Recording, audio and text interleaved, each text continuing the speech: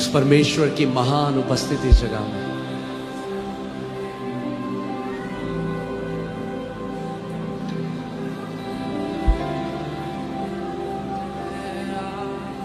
उसका भवन उसकी महिमा से भरा हुआ है।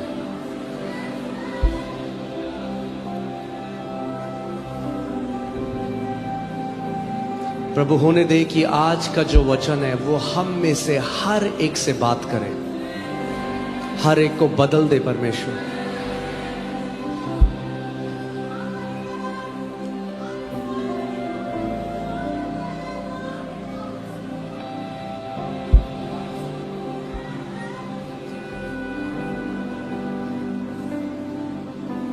एक स्पिरिचुअल अपलिफ्टमेंट, एक स्पिरिचुअल बढ़ोतरी को परमेश्वर तेरा वचन हमारे जीवन में लेकर आए प्रभु यीशु मसीह के नाम में। आमेन आमेन। आप सब बैठ सकते हैं। हालेलुया।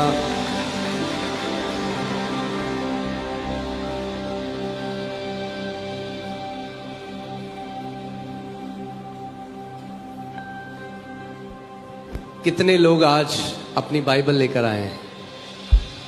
हाँ, एक काम करेंगे, चले खड़े हो जाते हैं। खड़े हो जाएं, अपने बाइबल को उठाएं अपने हाथ में।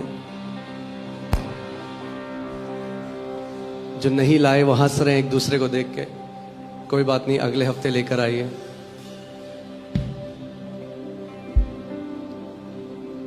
मेरे पीछे बोलो, ये मेरी बाइबल है, ये परमेश्वर का लिखित वचन है। मैं वही हूं जो वचन कहता है कि मैं हूं। मेरे पास वो सब है जो वचन कहता है कि मेरे पास है। मैं वह सब कर सकता हूं जो वचन कहता है कि मैं कर सकता हूं। आज मुझे परमेश्वर का जीवित वचन सिखाया जाएगा। मैं घोषणा करता हूं कि मैं परमेश्वर के वचन का प्रेमी हूं। मेरा मन सतर्क है, मेरा हृदय ग्रहण करने वाला है। मैं कभी भी पहले जैसा नहीं रहूंगा। मैं परमेश्वर के वचन के अविनाशी अटल बीज को प्राप्त करने जा रहा हूं। और जब यह वचन मेरे हृदय में जाएगा तो मेरा जीवन फलों से भर जाएगा।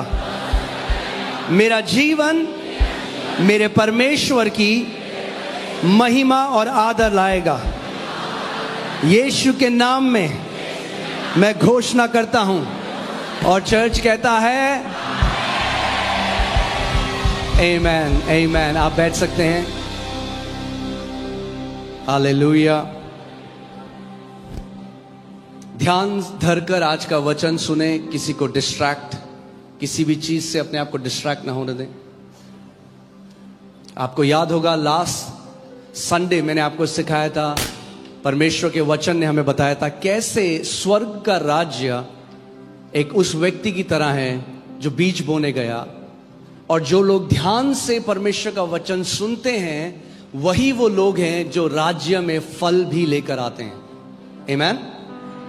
सो मैंने कुछ और सोचा था, आपको कुछ और सिखाऊंगा, मगर कल रात को पवित्र आत्मा ने मुझे बहुत क्लियर एक मैसेज दिया आज के लिए। और मैं बिलीव करता हूं कि ये मैसेज हम में से हर एक के लिए है। हर एक, अगर आप अपनी स्पिरिचुअल लाइफ में स्टैग्नेंट हो गए हैं, एक जगह में रुक गए हैं, अगर आपको ऐसा लगता है कि मेरा जो आत्मिक जीवन है वो रुका रुका लगता है, ऐसा लगता है कि, तो ये वचन आज आपके लिए है। और मैं मानता हूं ये वचन मेरे लिए है, सबके लिए है। आमेन। हमें अपोस्टल पॉल की तरह हमारा एटीट्यूड होना चाहिए, हमारा व्यवहार होना चाहिए। जो व्यक्ति जिसने 2/3 नया नियम लिखा वो कहता है आई प्रेस ऑन। वो ये नहीं कहता मैं संतुष्ट हूं जहां पे हूं, वो कहता नहीं, मैं आगे बढ़ता जाता हूं, पुरानी सारी बातों को भूल जाता हूं।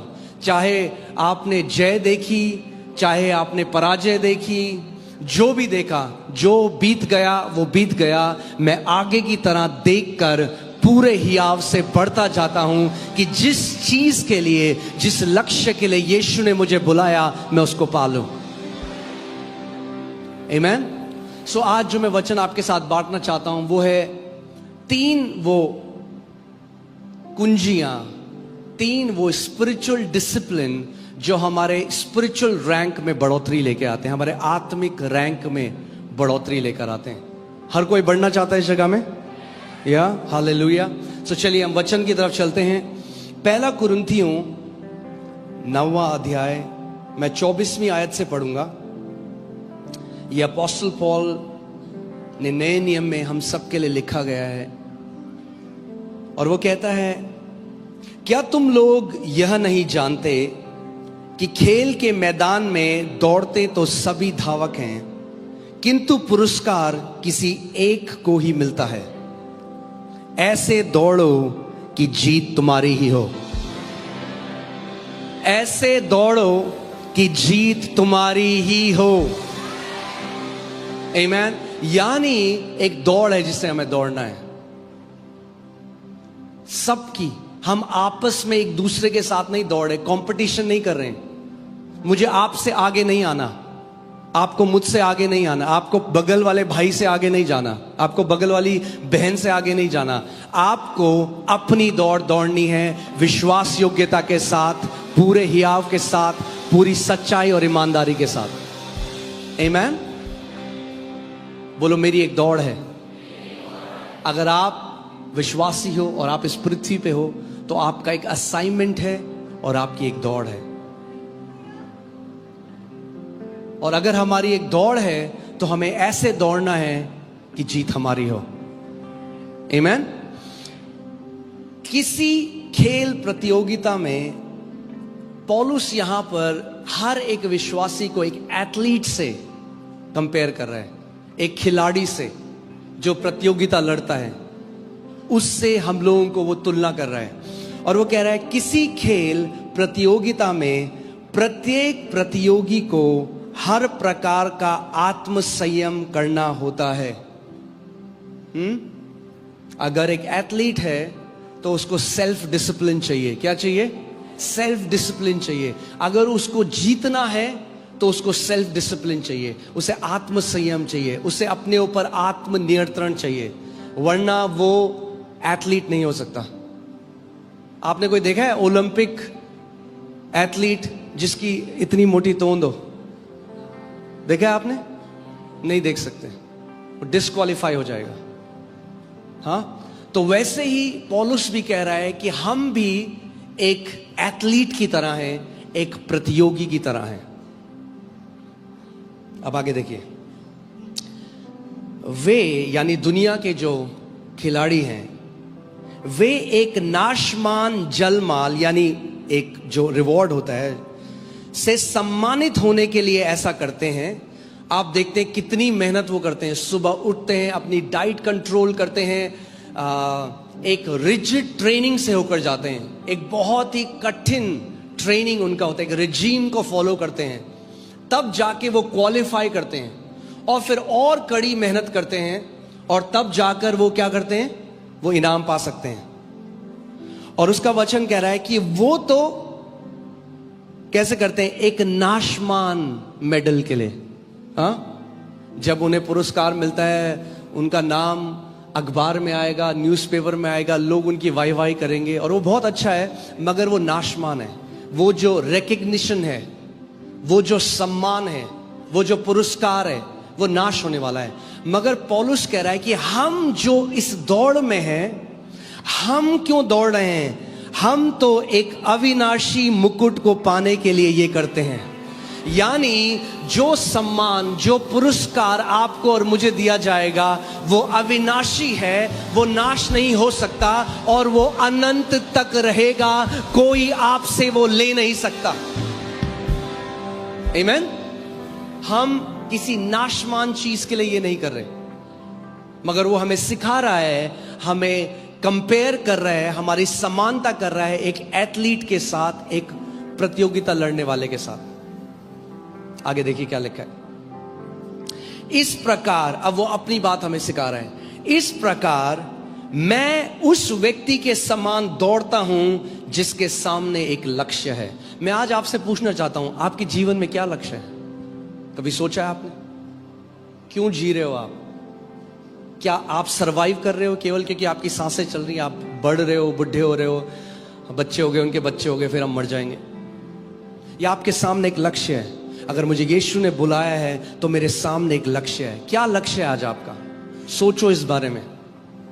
मैं आपको बता रहा हूं, मैं बिल्कुल अलग वचन बना रहा था, मगर पवित्र आत्मा आज अपनी कलीसिया को एक वचन देना चाहता है। क्या लक्ष्य है आपका? What is your goal in life? क्या चाहते हो आप? जब आप एक दिन परमेश्वर के सामने खड़े होगे तो क्या आपकी गवाही होगी? क्या आपकी टेस्टमनी होगी? What would be your testimony when you will stand before that Almighty God? वो कहता है, मैं उस व्यक्ति के समान दौड़ता हूं जिसके समान एक लक्ष्य है। जब आप देखेंगे जो दौड़ने वाले हैं ना, वो अपनी लेन में दौड़ते हैं। कहां दौड़ते हैं? अपनी लेन में। अगर दूसरे की लेन में जाएंगे तो डिस्क्वालीफाई हो जाएंगे। दूसरे की लेन में जाएंगे तो क्या होगा? वो डिस्क्वालीफाई हो जाएंगे। हाँ, ऐसे कई लोग क्या है, वो करना चाहते हैं जो दूसरा बंदा करना चाहता है, कॉपी करना चाहते हैं। नहीं नहीं नहीं, आपको अपनी रेस में दौड़ना है। आपको अपनी दौड़ दौड़नी है। आपको किसी और की दौड़ नहीं दौड़नी। आपको किसी से कंपटीशन नहीं करना। आपको परमेश्वर से जानना है कि मेरी दौड़ क्या है, और उस दौड़ को पूरी आत्मा से, पूरी सच्चाई से, पूरी लगन के साथ दौड़ना है। आमीन। मैं उस व्यक्ति के समान दौड़ता हूं जिसके सामने एक लक्ष्य है। मैं हवा में मुक्के नहीं मारता। यानी पौलुस कह रहा है, मैं जो जीवन जीता हूं वो बहुत ही इंटेंशनल उद्देश्य के साथ जीवन जी रहा है। वो ऐसे नहीं जी रहा कि कट रही है। ये पौलुस प्रेरित है जिसने 2/3 बाइबल लिखी, और क्योंकि वो ऐसा जीवन जीता था इसीलिए 2/3 बाइबल लिख पाया।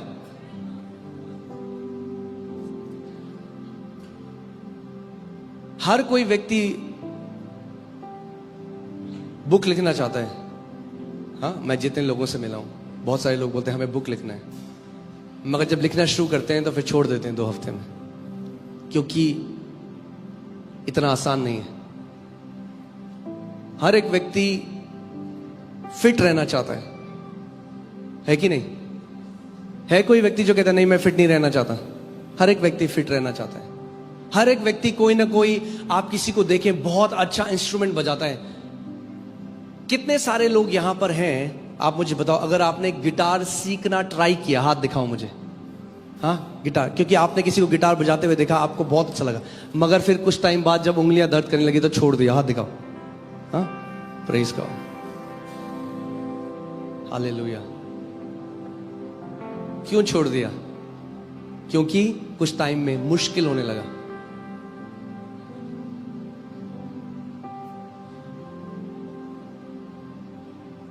एक चीज जो परमेश्वर अपनी कलीसिया में वापस लाना चाहता है, I think that is that commitment. क्योंकि लोग बहुत ही कंफर्टेबल क्रिश्चियनिटी में चले गए हैं। किसमें? कंफर्टेबल मसीहत में। वो वही करते हैं जो उनके लिए कंफर्टेबल हो।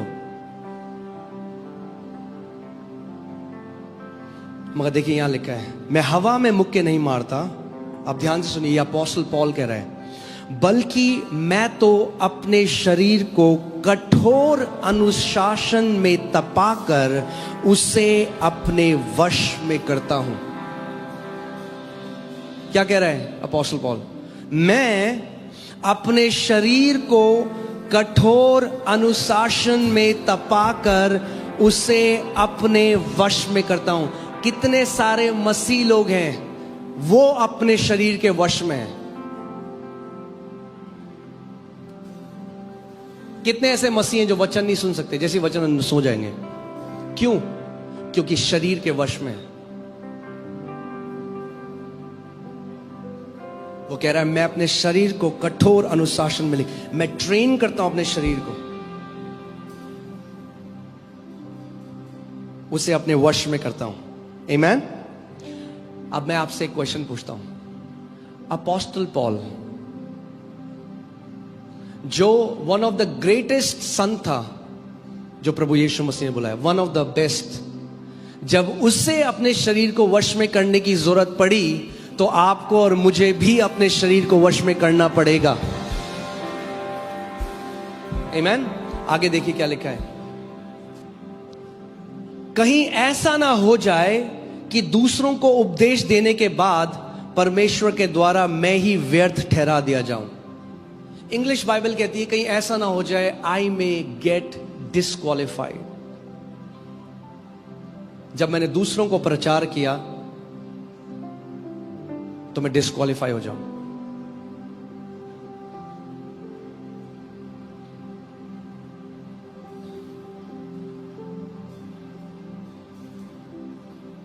और यहां पे जो डिस्क्वालिफिकेशन की बात वो कर रहा है, वो ये नहीं है कि परमेश्वर ने उसको डिस्क्वालिफाई कर दिया।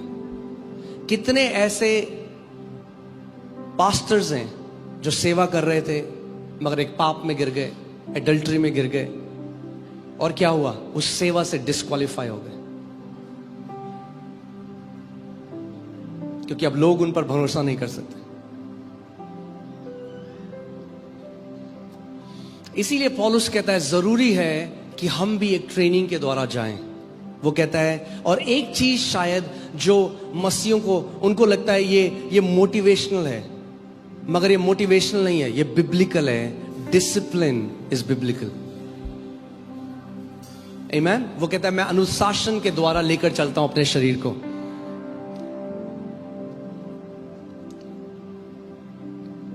इब्रानी 12:11।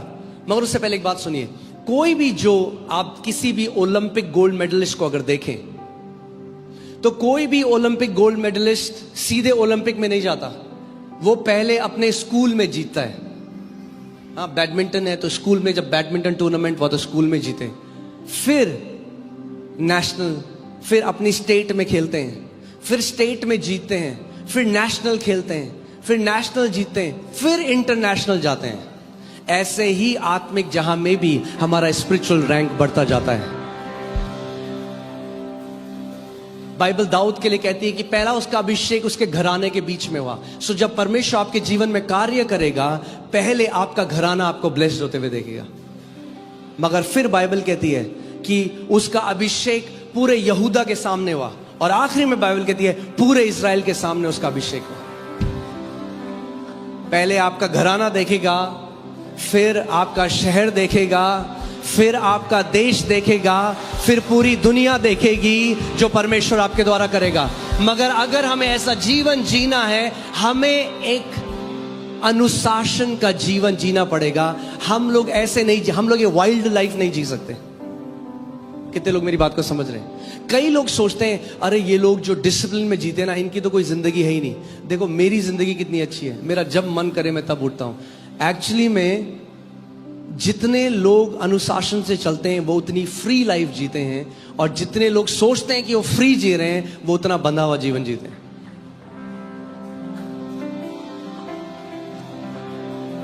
आमीन। सो मैं आज आपको 3 स्पिरिचुअल डिसिप्लिन सिखाना चाहता हूं जो आपके आत्मिक रैंक को बढ़ाएंगे। आमीन। कितने लोग चाहते हैं हमारा आत्मिक स्तर बढ़ जाए? 3 स्पिरिचुअल डिसिप्लिन्स। और अगर आप ध्यान दें तो जो ये शब्द डिसिप्लिन है, ये शब्द से ही आता है शब्द डिसाइपल। यानी अगर आपके जीवन में अनुशासन नहीं है, आप एक चेला नहीं हो सकते। आमीन। You cannot be a disciple if there is no discipline. क्योंकि जब प्रभु यीशु मसीह ने यूहन्ना 8:31 में उसने उन यहूदियों से बोला जो बिलीवर्स थे। कई लोग हैं जो केवल बिलीवर रहते हैं, वो बिलीवर हैं, वो यीशु मसीह पर विश्वास करते हैं, वहां तो है, मगर यीशु ने उन यहूदियों से बोला जो बिलीव करते थे। उन्होंने कहा जब तुम मेरे वचन में बने रहो तब तुम मेरे चेले ठहरोगे और तुम सत्य को जानोगे और सत्य तुम्हें हर एक बंधुआई से आजाद करेगा। आमेन। जिन्होंने उसकी प्रतीति करी थी या विश्वास किया था। आमेन।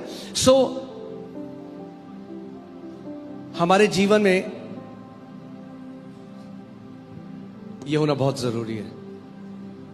आप सोच सकते हैं, मैं आपसे ये बात बोलता हूं, आप आज इमेजिन करो यीशु मसीह को कैसे सोचते हो आप? वो अनडिसिप्लिन्ड लाइफ जीता था।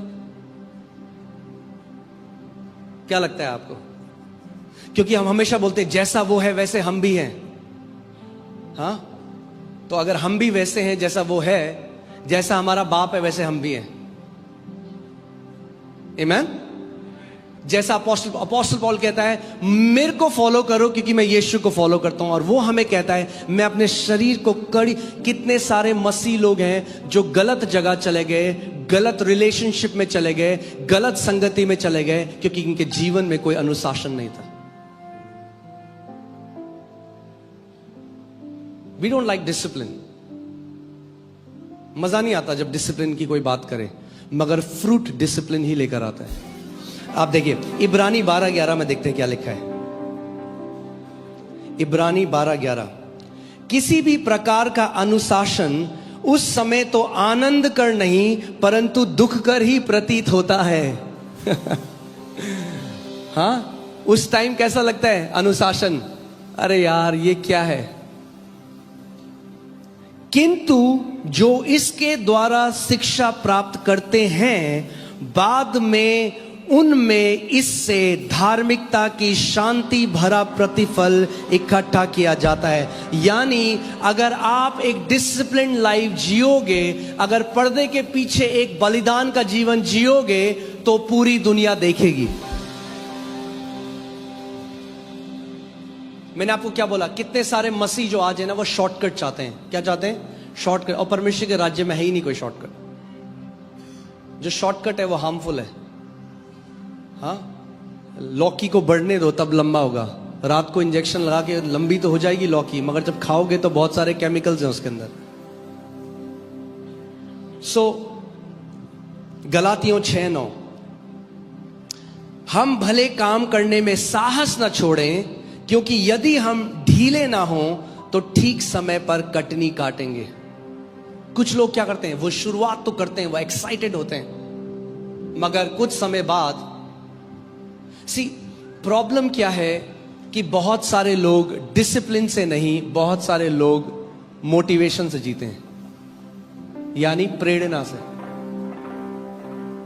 प्रेरणा, हालेलुया। हाँ, बहुत सारे लोग क्या करते हैं? प्रेरणा से जीते हैं। कलीसिया गए, प्रार्थना के बारे में सिखाया गया, मोटिवेट हो गए प्रार्थना करने के लिए। प्रार्थना करेंगे 3 दिन, फिर देने के बारे में सिखाया गया, सबसे बड़ी ऑफरिंग उस दिन देंगे, फिर अगर मोटिवेशन, अगर आप केवल प्रेरणा के द्वारा जीवन जियोगे तो आपका जीवन ऐसा होगा, ऐसे। मगर अगर कंसिस्टेंट जीना है, लगातार जीना है, तो आपको डिसिप्लिन में जीना पड़ेगा। कितने लोग मेरी बात को समझ रहे हैं? इससे पहले मैं आपको 3 डिसिप्लिन, स्पिरिचुअल डिसिप्लिन की तरफ ले जाऊं। मैं आपको बताना चाहता हूं कि डिसिप्लिन क्या होता है, कितना जरूरी है, बाइबल कितना इसके बारे में बात करती है। दुनिया ने इसको सीख लिया, इसीलिए बड़े सीईओज और बड़े लोग बन गए, और मसीह लोग नहीं। हमारे ऊपर एक्सेलेंस का आत्मा है। हाँ, क्यों ऐसा है कि अगर मसीह लोग हैं तो हम सोचते हैं हम स्लॉपी काम करेंगे और प्रार्थना करेंगे और प्रभु बोलेंगे प्रभु आशीष दे। मेरे बच्चे ने पूरे साल पढ़ा नहीं, परमेश्वर हाथ लगवा के आ जा, तेरे 90% आ जाए। हम प्रार्थना को जादू की तरह सोचते हैं, रेदर देन प्रार्थना में आपको अनुग्रह मांगना है कि परमेश्वर मुझे अनुग्रह दे ताकि मैं एक अनुशासन का जीवन जी सकूं। पौलुस कहता है, पौलुस प्रेरित जिसने अनुग्रह का सुसमाचार दिया, वो कहता है मैंने सारे प्रेरितों से बढ़कर मेहनत करी है। वो कहता है फिर भी ये मेहनत मैंने नहीं करी, उस अनुग्रह ने मुझसे कराई जो मेरे ऊपर हुआ है। वो अनुग्रह आपसे मेहनत कराएगा, वो अनुग्रह आपसे बलिदान का जीवन जीने पे विवश करेगा, वो अनुग्रह आपके को मदद करेगा कि आप एक अनुशासन का जीवन जी सको। जो आप नहीं कर सकते, अगर आप प्रार्थना में अनुग्रह मांगोगे, अनुग्रह आपके द्वारा करेगा। आमेन। दैट्स व्हाई हमारे लिए ग्रेस है, परमेश्वर ने दे रखा। जो आप नहीं कर सकते, वो मसीह जो आपके अंदर है वो आपसे करवा सकता है, मगर करना आपको ही पड़ेगा। इसीलिए होली स्पिरिट सहायक है, सब्स्टिट्यूट नहीं है। क्या है? सहायता करने वाला है। करेगा कौन? सहायता आपकी करेगा। कई मम्मियां क्या करती हैं कि बच्चे, उनको स्कूल में बहुत अच्छे मार्क्स मिल जाएं, पूरा प्रोजेक्ट मम्मी कर देती है बच्चे का, और बच्चा खुश होकर आता है, मुझे मम्मी बेस्ट प्राइज मिला। आप गलत कर रहे हो उस बच्चे के साथ, मदद नहीं कर रहे, आप उसकी डिस सर्विस कर रहे हो, क्योंकि आप उसके अंदर ये डाल रहे हो जिंदगी भर तेरा कोई ना कोई और काम कर देगा। नो। सो अनुशासन का मतलब है आत्मनियंत्रण। बोलो आत्मनियंत्रण। कई लोग बाकी सबको कंट्रोल करना चाहते हैं, अपने आप को कंट्रोल नहीं करते। आमेन। सबसे ज्यादा जरूरत है कि हम किसको कंट्रोल करें? अपने आप को कंट्रोल करें। अगर हम अपने आप को कंट्रोल करना सीख गए तो एक जय का जीवन आप जियोगे, एक बड़ी महिमा को आप देखोगे। आमेन। सो मैं आपको एक सिंपल सी परिभाषा बता रहा हूं डिसिप्लिन की, कि आत्मनियंत्रण या डिसिप्लिन क्या है? अपने विचारों में, अपनी भावनाओं पे और अपने कार्यों में नियंत्रण रखना। यानी आप कॉन्शियस हो, आप कॉन्शियस हो कि आप कैसा जीवन जी रहे हो। आमेन। आप अपना जीवन को एक उद्देश्य और लक्ष्य के द्वारा जीते हो। अ डिसिप्लिन लाइफ, जब आप एक डिसिप्लिन लाइफ जीते हो तो आप कैसे जीते हो? एक गोल की तरफ आप बढ़ते हो, एक लक्ष्य की तरफ बढ़ते हो। आप केवल जिंदा नहीं हो क्योंकि सांसें चल रही हैं आपकी, नहीं, आप जी रहे हो एक उद्देश्य के लिए। पौलुस प्रेरित कहता है, मैंने अपनी दौड़ को पूरा किया है। आमेन। अगर सो इसका मतलब पौलुस प्रेरित को पता था जब दौड़ पूरी हो गई। यानी दौड़ तभी पूरी हो सकती है जब आप लगातार लक्ष्य की तरफ भाग रहे हो। एक जगह बैठोगे तो नहीं होगा। यानी वो लगातार जा रहा था। जब आप ऐसा जीवन जियोगे, यानी 2025 में हर एरिया में आप बेटर होने चाहिए 2024 से। 2025 में आपके जीवन में ज्यादा बढ़ोतरी होनी चाहिए। 2025 आपका ग्लोरियस होना चाहिए, 2024 से और ज्यादा बड़ा। आमेन। वो तभी होगा जब आप पहले से डिसाइड करोगे 2025 में रखें। कई लोग ना पानी की तरह जीते हैं। पानी, आपको पता है पानी की क्या एक खूबी है? वो लीस्ट रेजिस्टेंस की तरफ बहता है। हाँ, क्या बोलेंगे इसको? हाँ, जहां कम रुकावट है। जब पानी को, अगर मैं पानी को यहां डाल दूंगा ना, तो जहां रुकावट नहीं है पानी वहां जाएगा। जो सबसे इजी है जाना जहां, ऐसी कई लोग वाटर की तरह है, पानी की तरह है। वो करते हैं जो सबसे इजी है। हाँ, यहां पे भी कई लोग वॉलंटियरिंग कर रहे होते हैं, मैं देख रहा होता हूं, बोलता नहीं हूं। कई लोग चेयर उठा रहे हैं, एक बंदा उसके साथ हाथ रखा हुआ है बस।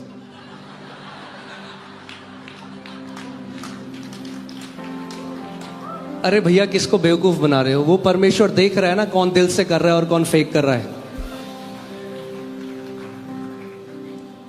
पॉइंट पास्टर नहीं देता, पॉइंट परमेश्वर देता है। हाँ, पुरस्कार परमेश्वर से आता है। आमेन। एक और चीज लिख लीजिए इसको। अनुशासन का मतलब है, ये थोड़ा शुद्ध हिंदी है। मैंने आपके लिए शुद्ध हिंदी निकाली है, एकदम शुद्ध।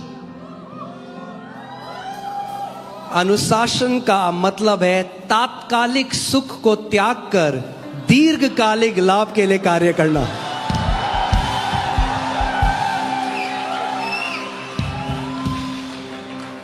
हाँ, यानी इंस्टेंट ग्रेटिफिकेशन। जिस चीज में अभी मजा आ रहा है मैं वो करूंगा, और बाद में अपना जीवन नाश कर दूंगा। कई लोग किसके लिए जीते हैं? अभी के मजे के लिए। किसके लिए जीते? अभी के मजे के लिए। और इसीलिए आप देखेंगे कुछ टाइम बाद वो स्लेव बन जाते हैं अपनी ही बॉडी के, स्लेव बन जाते हैं अपनी आदतों के। आपको मैं कहानी सुनाता हूं। हाँ, रेडी हो एक कहानी सुनने के लिए? बढ़िया कहानी। एक बार एक राजा था, उसने एक लोहार को बुलाया और लोहार को बोला, मुझे एक बढ़िया सी लोहे की सांकल, चेन बना के दे, बढ़िया लंबी। तो वो गया, भट्टी में मेहनत करी, दिन रात चेन लेकर आया राजा के पास। राजा ने कहा ये छोटी है, इसको और बड़ा कर। दोबारा गया और मेहनत करी भट्टी में, दिन रात लिंक जो बोलते हैं ना, एक चेन के साथ दूसरी चेन बड़ी होती है, वो बढ़ाता गया बढ़ाता गया। फिर राजा के पास गया, राजा ने कहा अभी भी छोटी है, इसको 5 गुना कर। फिर मेहनत करी मेहनत करी मेहनत करी। उसके बाद राजा के पास गया, राजा हंसा और बोला हाँ अब बहुत बढ़िया है, और अपने सैनिकों को बोला इसी चेन से इसको बांध दो। और इससे पहले उस लोहार को पता होता कि क्या हुआ है, उसी के द्वारा बनाई गई चेन से उसको बांध दिया गया। ऐसे ही पाप भी हमारे जीवन में करता है। शैतान आपसे एक पाप कराता है, और वो ऐसा है, हर बार जब आप अपने शरीर के अधीन होकर चलते जाते हो, वो ऐसा एक कड़ी जुड़ती जाती है, और एक बार आप ही अपनी आदतों से बंध जाते हो, और शैतान आपको आप ही के शरीर की इच्छाओं से बांध देता है। और वो लोग जिंदगी भर एक स्लेव की तरह, एक गुलाम की तरह जीवन जीते हैं, जबकि परमेश्वर के बेटे और बेटियां थे। इसीलिए इट्स वेरी इंपॉर्टेंट। आप जानते हैं जो बाइबल में कहा गया है कि एक आत्मा का एक फल है सेल्फ कंट्रोल, वो वर्ड वहां पे है डिसिप्लिन। पवित्र आत्मा डिसिप्लिन देने वाला आत्मा है, हमें अनुशासन देने वाला आत्मा है। अगर हम उससे प्रार्थना करें तो वह आपको अनुशासन दे सकता है। आपके जीवन में कुछ ऐसी वैल्यूज होनी चाहिए जो नॉन नेगोशिएबल है। क्या है? यानी कुछ भी हो जाए, ये आपके परिवार में कुछ ऐसी वैल्यूज होनी चाहिए। कुछ लोग हैं पैसे के लिए कुछ भी कर देंगे, नहीं, आपके जीवन में कुछ वैल्यूज होनी चाहिए। आज कितने माँ बाप हैं, वो मन नहीं करेगा, बोले अरे यार हम चर्च नहीं जाएंगे। हाँ, फिर क्या होगा? आगे जो क्या हुआ अमेरिका में, क्या हुआ, लोग कलीसिया को कैसे देखने लग गए कि भाई ठीक है भाई, चलना होगा तो चल लेंगे, नहीं जाना तो नहीं जाएंगे, क्या बड़ी बात है, घर पे देख लेंगे यूट्यूब में। उनके बच्चे कभी कलीसिया का आदर नहीं करेंगे। क्या हुआ? एक गॉडलेस जनरेशन पैदा हो गई, जो बच्चे परमेश्वर का आदर नहीं करते। आज क्या है? आज शैतान ने उनको इतना भ्रमित कर दिया है कि वो अपनी सर्जरी करा के अपना सेक्स चेंज करा रहे हैं, लड़के लड़कियां बन रहे हैं, लड़कियां लड़के बन रहे हैं, अब बोल रहे हैं हम कुत्ते हैं, हम बिल्ली हैं। उनका दिमाग कर दिया। इसीलिए शैतान नहीं चाहता कि नई पीढ़ी कलीसिया में जाए, क्योंकि परमेश्वर का आत्मा अपने लोगों से बात करता है कलीसिया के द्वारा। अब जानते हैं कलीसिया को पौलुस ने क्या कहा? बोला सत्य का खंबा है वो। जो मसीह परिवार कलीसिया का आदर नहीं करते, उस परिवार में सत्य का खंबा नहीं है, और आने वाली उनकी पीढ़ियां वो गॉडलेस हो जाएंगे, वो प्रभु में नहीं रहेंगे, क्योंकि आपके बच्चे आपको फॉलो करेंगे। अगर वो देखते हैं कि मम्मी और पापा के लिए चर्च नॉन नेगोशिएबल वैल्यू है, कुछ हो जाए, बारिश हो, गर्मी हो, बर्फ पड़े, हम परमेश्वर के भवन जाने से हमें कोई नहीं रुकता, आपके बच्चे भी जिंदगी भर उस वैल्यू को फॉलो करेंगे। मगर उदाहरण कौन रखेगा? हाँ, कई परिवार है, उनका बच्चा कहीं से सीख के आता है, गाली देता है माँ बहन की, वो बड़े हंसते हैं। किसी पड़ोसी को लगे, देखो देखो हमारा बच्चा, दे दे दे बच्चे गाली दे। फिर बड़ा होता है तो फिर उनको मारता भी है और माँ बहन की गाली भी देता है, तब रोते हैं। समझ रहे मैं क्या कह रहा हूं? हम लोग ऐसे नहीं जी रहे हैं जैसे हमारे पास कोई लक्ष्य नहीं है। हम, आपकी एक बुलाहट है, मेरी एक बुलाहट है, आपकी एक रेस है। कितनी बड़ी बात होगी, सोचो कि जब आप जा रहे हो उस पिता के घर, आप अपने पूरे परिवार के सामने बोल सको, मैंने अपनी दौड़ को पूरा किया है, मैंने अपनी दौड़ को पूरा किया है, मैंने ईमानदारी के साथ, सच्चाई के साथ अपने परमेश्वर की सेवा करी है। आप जानते हैं बाइबल में यीशु मसीह ने कहा, जब आखिरी में यीशु मसीह हमको मिलेगा, उसने कहा, वो कहेगा, well done good and faithful servant. उसने ये नहीं कहा well done good and gifted servant.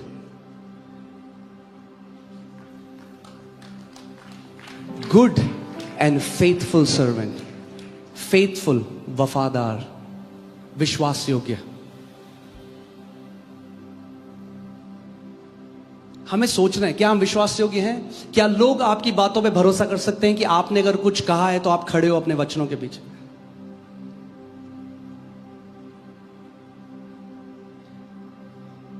मुझे लगता है आज आत्मिक सर्जरी का दिन है।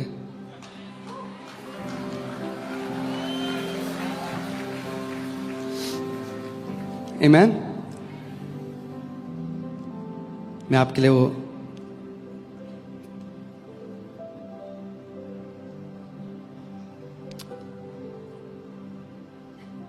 Hallelujah, thank you Lord Jesus. दूसरा तिमोथी 4:7, दूसरा तिमोथियुस 4:7।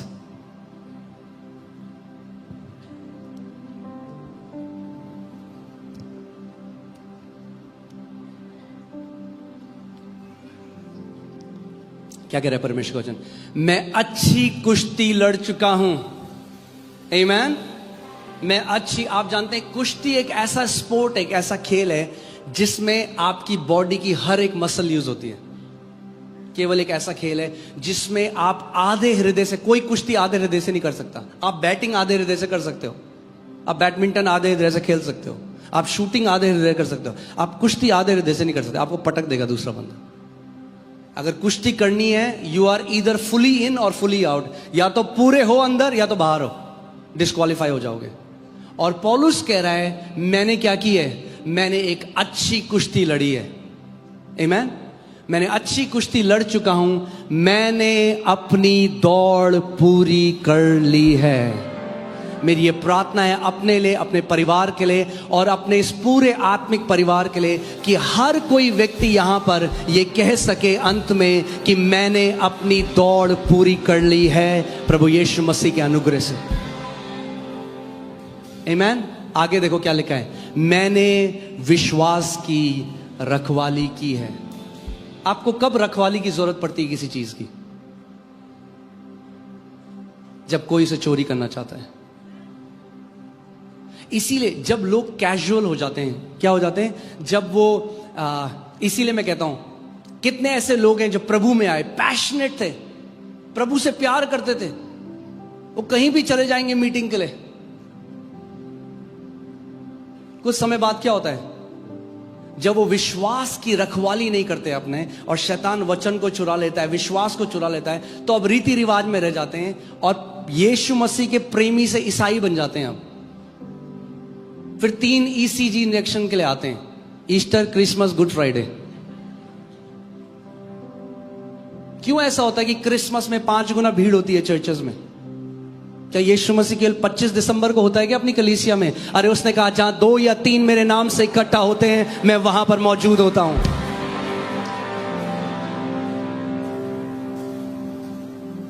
आमीन।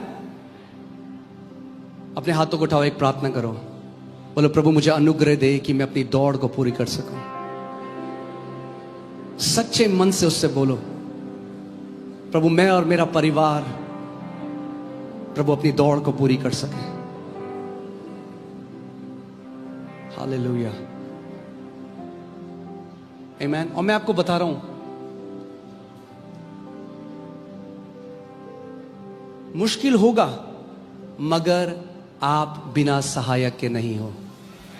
मुश्किल होगा मगर आप बिना अनुग्रह के नहीं हो। अगर पौलुस ने अनुग्रह के द्वारा किया तो आप और मैं भी अनुग्रह के द्वारा अपनी रेस को, अपनी दौड़ को पूरा कर सकते हैं। आमीन। हालेलुया। आज मैं चाहता हूं कि जब आप घर जाओ, इस वचन को सुनना दोबारा और खुद डिसाइड करना। अब कई लोग हैं, उनका लक्ष्य उनकी नौकरी था। आप जानते हैं कितने ऐसे लोग हैं जब रिटायर हो जाते हैं तो जल्दी मर जाते हैं, क्योंकि उनके जीने के लिए कोई मकसद नहीं बचता। आपका जो लक्ष्य है वो आपको जिंदा रखता है, थ्राइविंग रखता है। कितने ऐसे लोग हैं जब नौकरी करते थे बहुत अच्छे थे, जैसे रिटायर होते हैं बिल्कुल ढल जाते हैं। क्यों? क्योंकि अब उन्हें लगता है अब मैं क्या करूं, मेरे जीवन में कोई काम ही नहीं रह गया। नहीं नहीं नहीं नहीं, आपका लक्ष्य आपकी नौकरी नहीं है, आपका लक्ष्य उस परमेश्वर की महिमा करना है जिसने आपको अपने लहू से धोया, अपनी आत्मा से आपको अलग किया, आपको बेटा और बेटी होने का अधिकार दिया है। चाहे आप 80 साल के हो, मूसा को परमेश्वर ने तब बुलाया जो 80 था। ये मत सोचो कि मैं तो बहुत बाद में प्रभु में आया, मेरा क्या होगा। आप अगर चाहो तो आप 5 साल में वो कर सकते हो जो कई मसीहों ने 30 साल में 40 साल में नहीं किया। आमीन।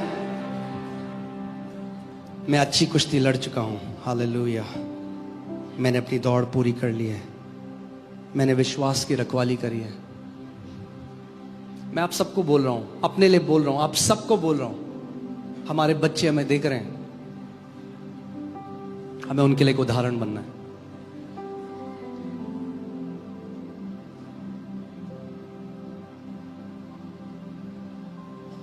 अगर आप उन्हें बोले ए प्रार्थना क्यों नहीं करता, मगर वो अब कभी आपको प्रार्थना करते हुए नहीं देखते, वो प्रार्थना नहीं करेंगे। बिकॉज बच्चे वो नहीं करते जो उनसे कहा जाता है, वो करते हैं जो वो देखते हैं। आमीन। सो 3 स्पिरिचुअल डिसिप्लिन जो हमारे आत्मिक स्तर को बढ़ा सकते हैं। आमीन।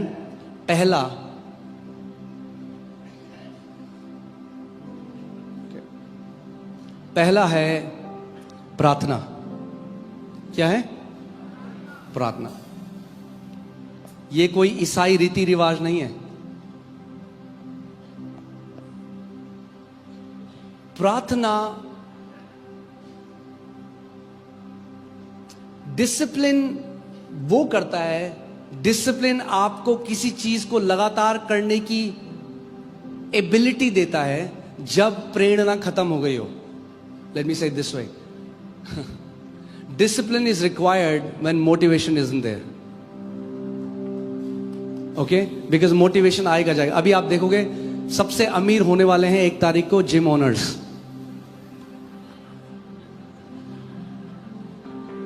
हाँ, क्योंकि भर भर के लोग जाएंगे और 6 महीने की 1 साल की फीस देंगे उनको, क्योंकि वो मोटिवेट हो जाते हैं। नया साल आने वाला है तो हमें कुछ करना है, तो मोटिवेट होके जाते हैं, पैसा भी देते हैं 6 महीने का, मगर क्योंकि डिसिप्लिन नहीं है कुछ टाइम में छोड़ देते हैं। सो डिसिप्लिन हमें हेल्प करता है, हमारी मदद करता है कंटिन्यू करने में किसी चीज को जब मोटिवेशन खत्म हो गया है। आमीन। सो पहली चीज क्या है? क्या है पहली चीज? प्रार्थना। यानी प्रार्थना हम केवल तब, कई लोग कहते हैं हमारा मन ही नहीं करता।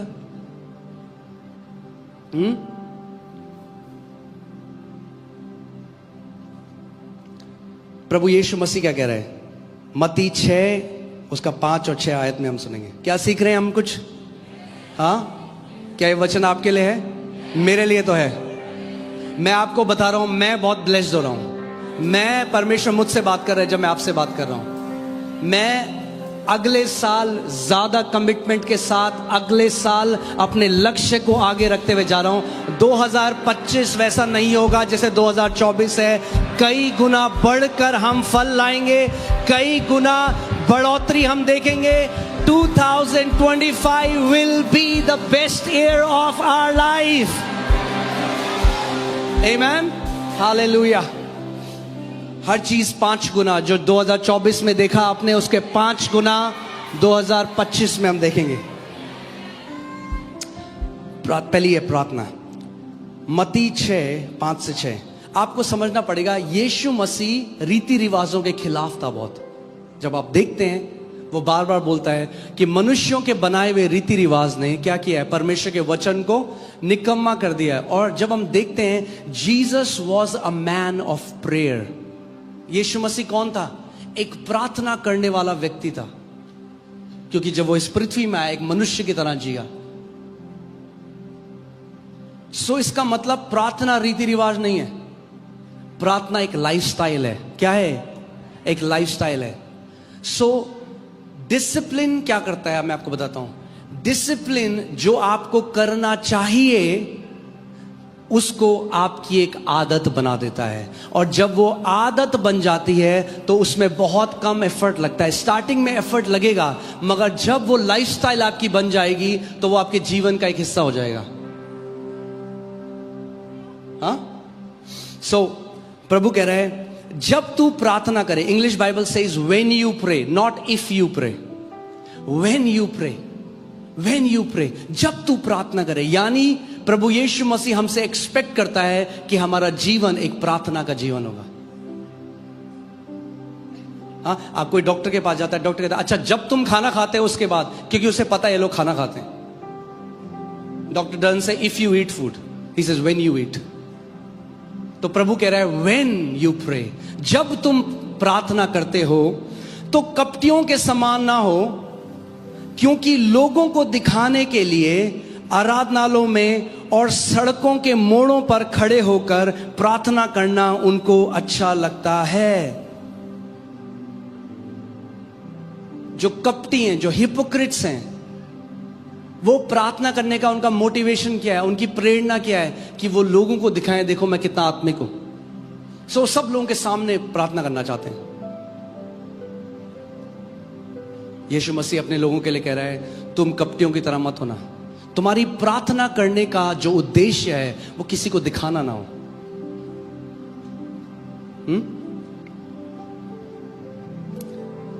और इंग्लिश बाइबल में और अच्छा लिखा है, Jesus said hypocrites love to pray.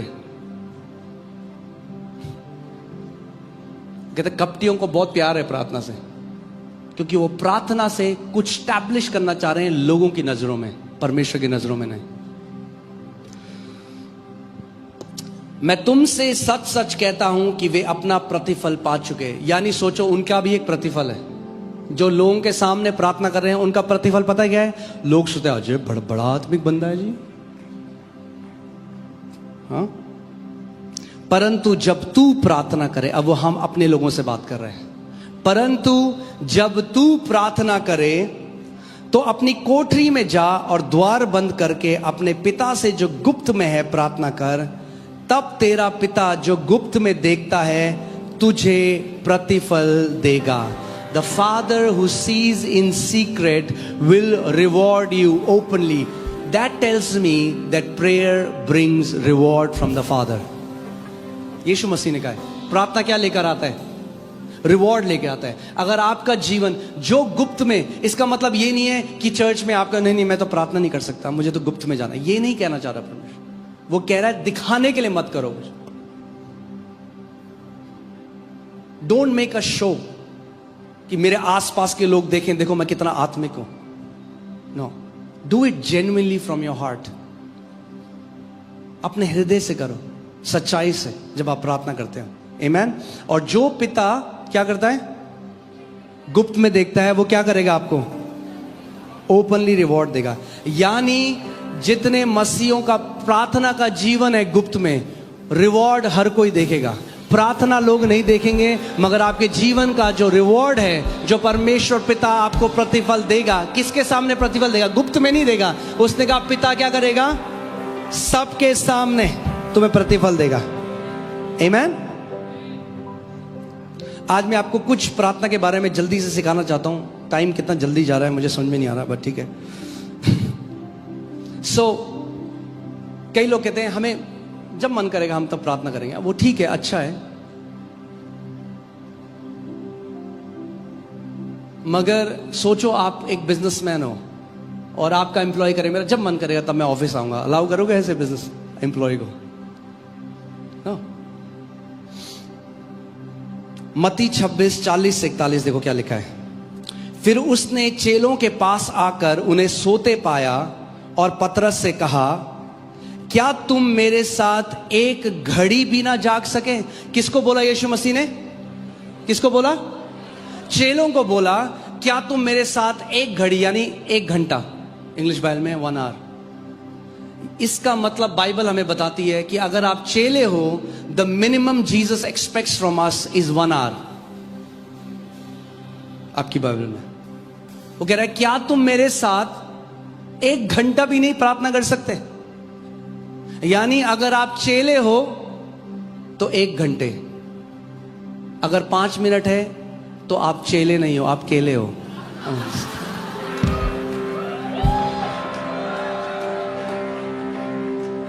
आमेन। तो जब आप एक डिसिप्लिन रखोगे, आप अपने दिन उठोगे, आप कहोगे ओके 1 घंटा मुझे प्रार्थना में देना है, आप पवित्र आत्मा से अनुग्रह मांगोगे, आपको पता भी नहीं चलेगा कैसे वो आत्मा आपके द्वारा आहें भर भर के प्रार्थना करेगा। आप हमेशा याद रखना, आपका शरीर आपके डिजायर की तरफ मूव करता है। हाँ, जो लोग सिगरेट पीते हैं, वो दुकान बंद है पनवाड़ी की तो 30 किलोमीटर दूर चले जाएंगे,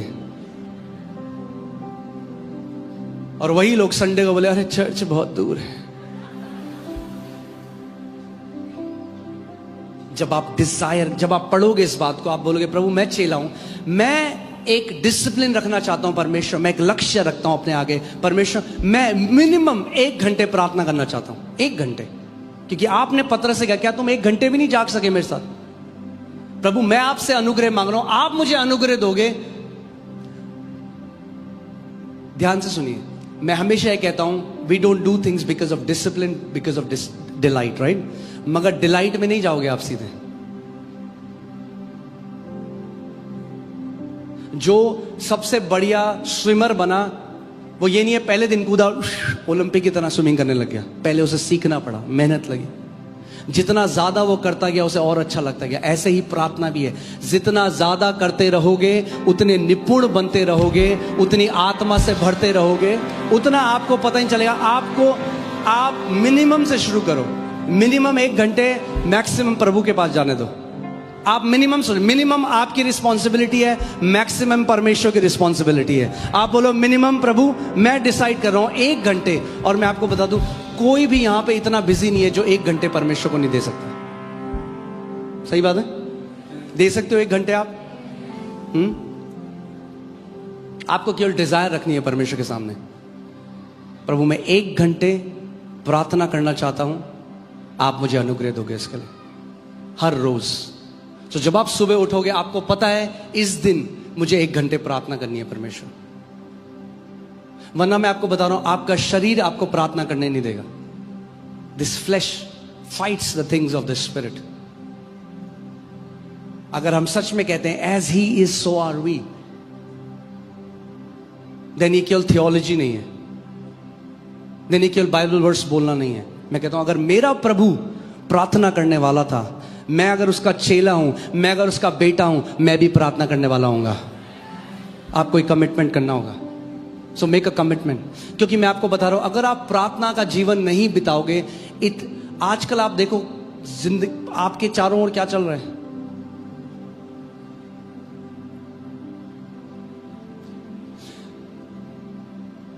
केन को परमेश्वर ने बोल दिया था कि पाप दरवाजे में तेरा इंतजार कर रहे हैं, मगर तुझे उसके ऊपर प्रभुता करनी है। वो प्रभुता नहीं कर पाया, उसको अपने भाई को मार दिया।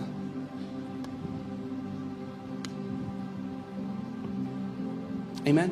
इस मिनिस्ट्री में आज तक एक एलिगेशन नहीं आया है, क्योंकि इस मिनिस्ट्री में हमने पहले से कुछ स्पिरिचुअल प्रिंसिपल बना दिए। कोई भी मेल व्यक्ति किसी फीमेल को काउंसलिंग नहीं देता है, ये एक प्रोटोकॉल बनाया गया है।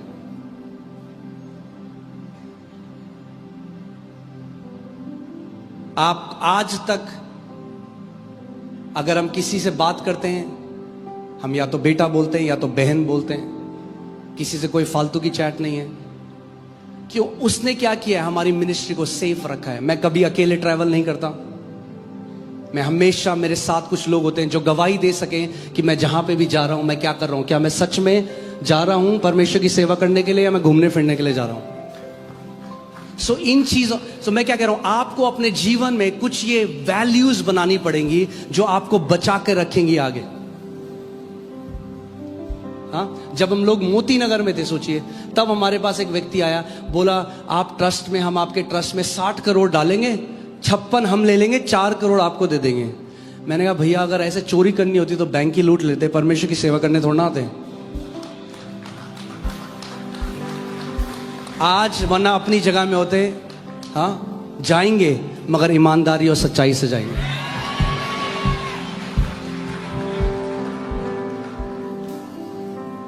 वैल्यू है, एक वैल्यू बना दी।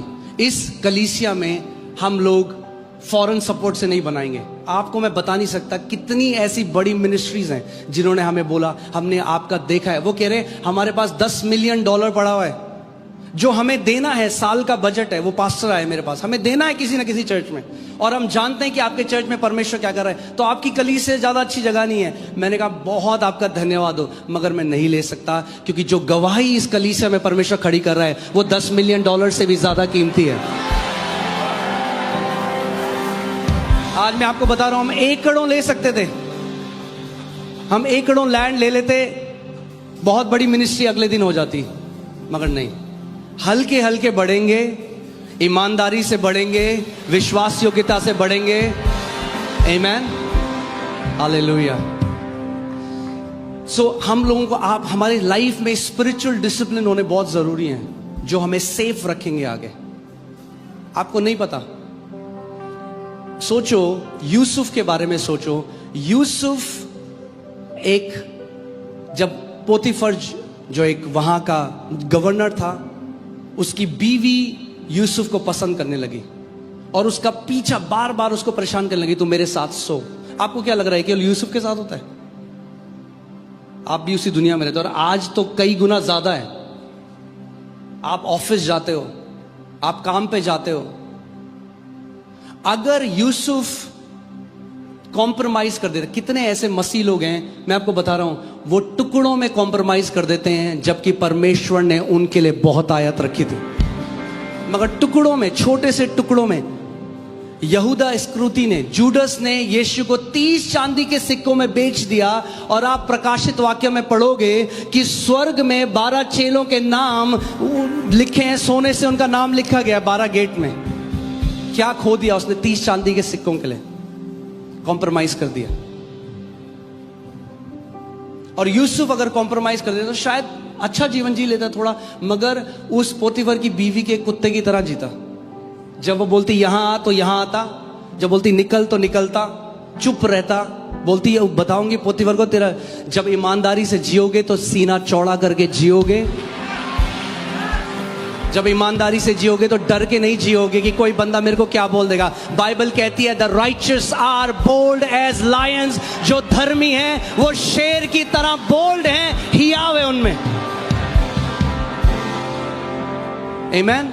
जो एक ईमानदार जीवन जीता है वो बिना भय के जीवन जीता है। ईमानदार जी, वरना 4 बार झूठ बोलोगे आप भी भूल जाओगे किसको क्या झूठ बोला है। मैं आपको बता रहा हूं, इंटेग्रिटी से अगर हम चलेंगे, हो सकता है आपको सक्सेस थोड़ा समय बाद मिले, मगर जो मिलेगी वो अंत तक रहेगी।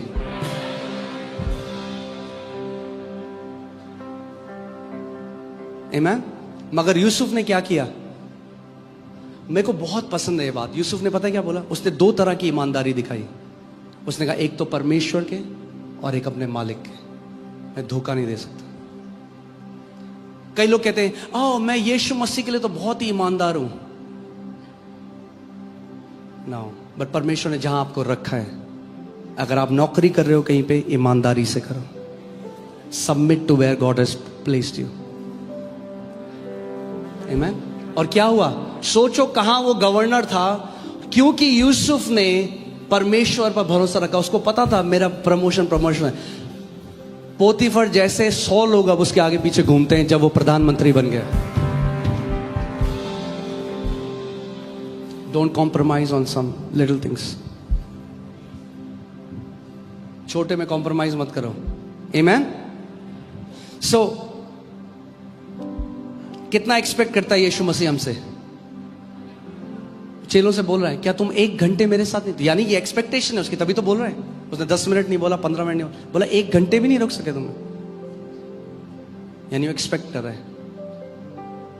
कई लोग कहते हैं प्रभु तू मेरा है, मैं तेरा हूं, मैं तेरे लिए जान दे दूंगा। यीशु कह रहा पहले 1 घंटा दे दे, जान बाद में देना।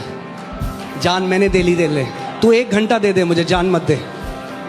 हाँ, मेरा जो है सब कुछ तेरा है प्रभु। तो कह रहे बाकी सब रख ले, 1 घंटा दे पहले मुझे। उस 1 घंटे के द्वारा मैं तेरा पूरा जीवन बदलूंगा। आमेन। सो अगले साल जब हम जा रहे हैं 2025 में, एक कमिटमेंट करो कि प्रभु मैं एवरी डे विदाउट फेल परमेश्वर मैं 1 घंटा आपको दूंगा, और प्रभु बढ़ाता जाएगा उसको।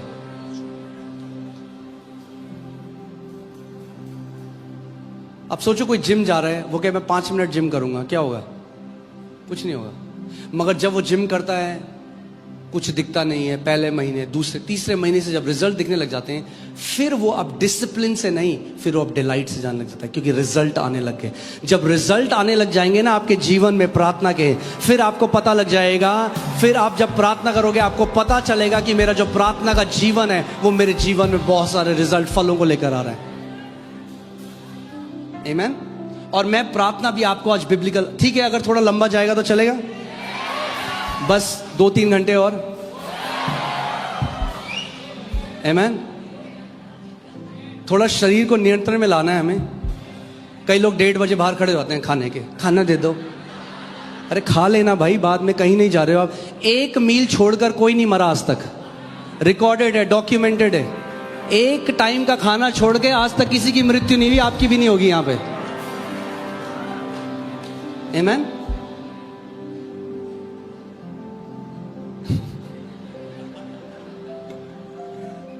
यीशु ने कहा उस खाने के लिए मेहनत मत करो जो नाशवान है, उस खाने के लिए मेहनत करो जो अनंत का खाना है, जो आत्मिक भोजन है, वो आपके जीवन में कहां ले जाएगा आपको। आमेन। हालेलुया। सो मैं आपको आज बिब्लिकल प्रार्थना करना सिखाता हूं, क्योंकि कई लोग कुछ भी करते हैं और उसको प्रार्थना बोलते हैं। प्रार्थना करना ये नहीं है मैं कमरे में गया और मैं कर रहा हूं, प्रभु बोल रहे हैं प्रार्थना नहीं। प्रार्थना हम एक उद्देश्य से करते हैं। आमेन। कई लोग हैं वो केवल गिड़गिड़ा रहे हैं परमेश्वर के सामने और वो सोच रहे हैं ये प्रार्थना है। नहीं, असली प्रार्थना पता है क्या है? असली प्रार्थना, यस आप अपना दिल शेयर करते हो परमेश्वर के साथ, आप में जो महसूस करते हो बिल्कुल करो, वो आपका पिता है। मगर असली प्रार्थना करना क्या है? वचन को लेकर प्रार्थना करनी है। कैसे प्रार्थना करनी है? अपने पड़ोसी को बोलो वचन को लेकर प्रार्थना करनी है। यानी जब भी आप प्रार्थना करने जा रहे हो, आप खाली दिमाग के साथ नहीं, आप एक वचन के साथ जा रहे हो परमेश्वर के पास, वचन लेकर आप जा रहे हो। आमेन।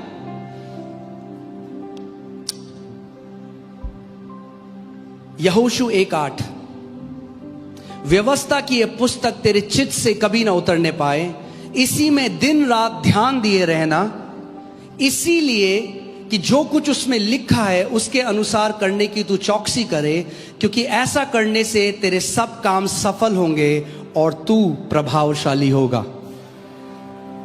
ये प्रॉमिस, ये वादा परमेश्वर का आप सबके लिए है। सब कोई, आप जानते हो अगर आप इसके अनुसार चलोगे, आप में से एक एक व्यक्ति प्रभावशाली होगा। कितने लोग चाहते हैं यहां पे प्रभावशाली होना? आपकी संतानें प्रभावशाली होंगी।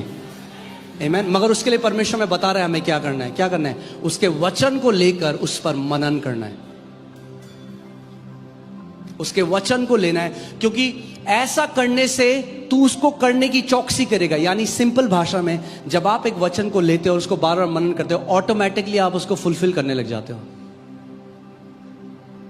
आप प्रार्थना के अगर स्क्रिप्चर्स लोगे और आप बार बार उस पर मनन करोगे, आपको पता भी नहीं चलेगा, आपको खुद मन करने लग जाएगा प्रार्थना करने। आपका शरीर वो करने लगे, जिस चीज के बारे में आप लगातार मनन करते हो, आपका शरीर वो करने लग जाता है।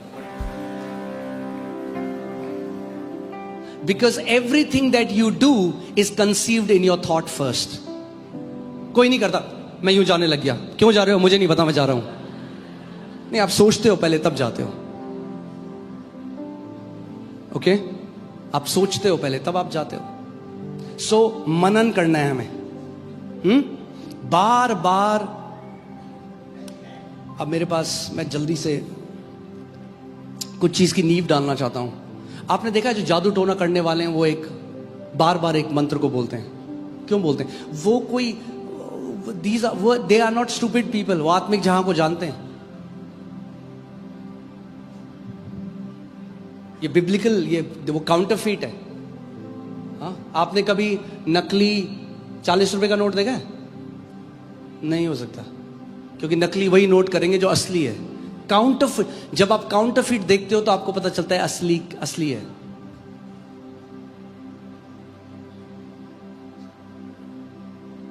क्योंकि वो चलेगा ही नहीं।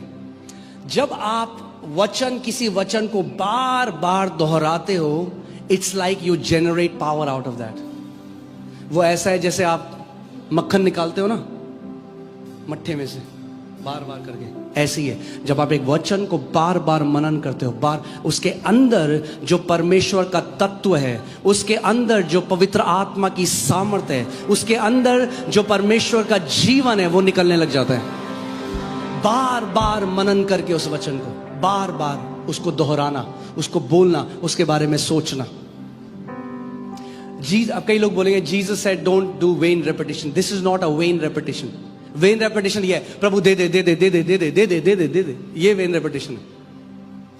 हाँ, वचन को बार बार परमेश्वर, सोचो इस बात को, मूसा का परमेश्वर के साथ कितना ज्यादा एनकाउंटर था, कितना साक्षात्कार था। परमेश्वर ने मूसा को कहा मैं और किसी व्यक्ति से ऐसे बात नहीं करता जैसे तुझसे बात करता। सारे मिरेकल जो हुए, परमेश्वर ने उसको जो 10 आज्ञाएं दी, और वो मूसा वाचाओं के देश में प्रवेश न कर पाया। और अब यहोशू है, यहोशू को एक पूरी पीढ़ी को लेके जाना है। परमेश्वर ने उसको अब एक दूसरा एनकाउंटर नहीं दिया। परमेश्वर ने क्या कहा, वचन का मनन कर।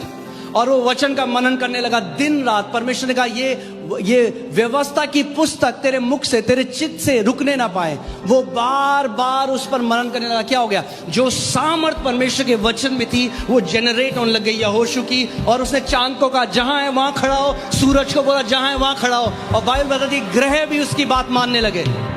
इस वचन में इतनी सामर्थ है। अगर ग्रह रुक सकते हैं इस वचन को मनन करके, तो आपका सिगरेट पीना भी रुक सकता है। अगर ग्रह रुक सकते हैं इस वचन का मनन करने, अगर ग्रह को कंट्रोल कर सकता है यहोशू, आप अपने शरीर को भी कंट्रोल कर सकते हो।